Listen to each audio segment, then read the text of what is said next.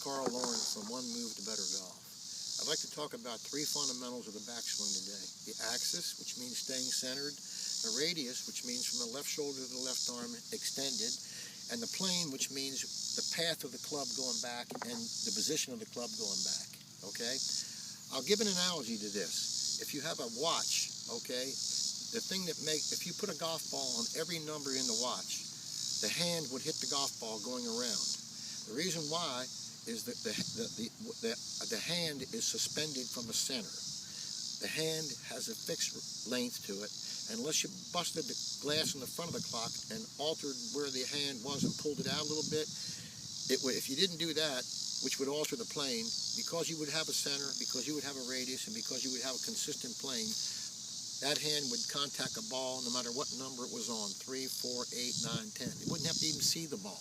Okay, it would hit the golf ball because you have an axis, a radius, and a plane.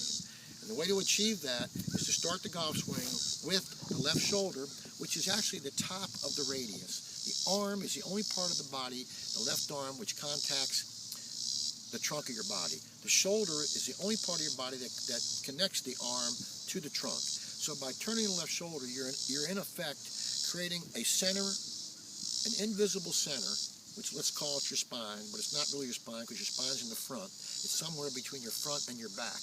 But by turning the left shoulder, the left shoulder turns forward, the right shoulder turns backward, you create a center automatically without trying to have a center.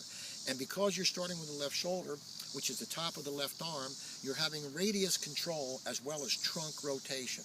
And the radius, which is the left arm, will not change its length. If you're holding the club correctly underneath the heel pad, when you start to turn the left shoulder, centrifugal force keeps that left arm extended, and the chest gets out of the way of the left arm. So if you're a woman and you're heavily endowed and you start the left shoulder, you will still be out of your own way, ladies. So you don't have to worry about that. And when you do that, and you do that with a swinging motion, you create enough centrifugal force that this radius, tossed around by the shoulder, will go right into the plane in an orbit, just like this. Here's an orbit. This is centrifugal force. If there's enough force being supplied, that altar won't change. If there's no force being supplied, then the altar will go all over the place. I mean, the radius will go all over the place. So when you start the left shoulder, there has to be enough swing of this left shoulder to extend that radius and put it in the slot. I hope that helps you. Thank you.